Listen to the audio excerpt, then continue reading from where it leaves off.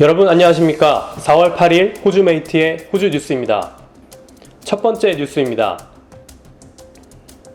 호주 정부에서는 엄격한 사회적 거리두기를 시행하는 가운데 신입 연방경찰이 심야 파티를 벌이다 적발돼 여론의 문매를 맞고 있습니다.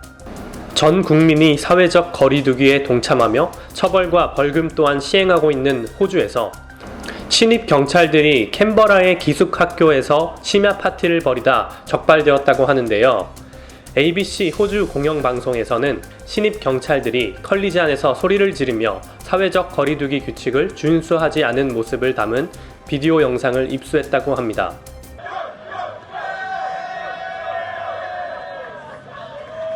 Here we are again on the other side of Brisbane Avenue.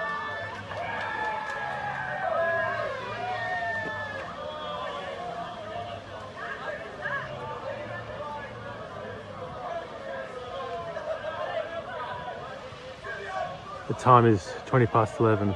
호주 연방경찰은 내부 신입경찰 모임이 금요일 저녁에 열렸다는 사실을 확인하며 엄격한 사회적 거리두기 규정 속에서 조사가 진행 중이라고 밝혔습니다.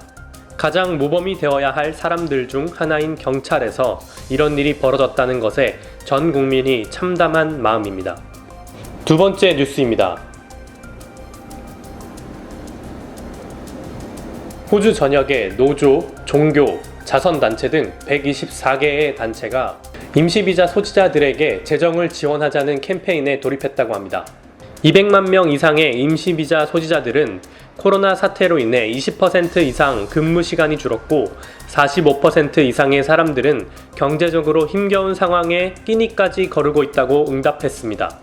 이런 가운데 스콧 모리슨 연방 총리는 지난 금요일 더 이상 스스로 부양할 수 없는 임시비자 소지자들은 본국으로 돌아가라고 말했으며 우리의 우선순위는 호주인과 영주권자를 지원하는 것이라고 밝힌 바 있는데요.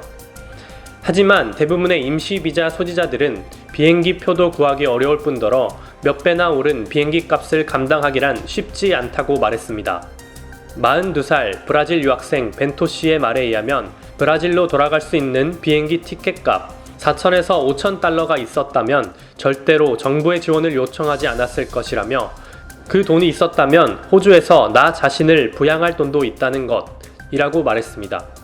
이런 가운데 노조, 종교, 자선단체 등 호주 전역의 124개 단체가 코로나 바이러스 사태로 영향을 받은 임시비자 소지자들을 정부의 일자리 보호 프로그램 잡키퍼에 포함시킬 것을 요구하고 나섰습니다.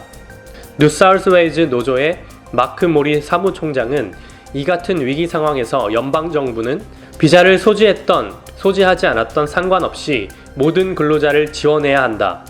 또한 그들은 우리가 살고 있는 지역사회에 공헌하기 위해 세금을 납부해왔다며 정부는 책임을 지고 일자리 보호 프로그램을 확대해야 한다고 덧붙였습니다. 네, 지금까지 코봉이의 최신 뉴스였습니다. 감사합니다.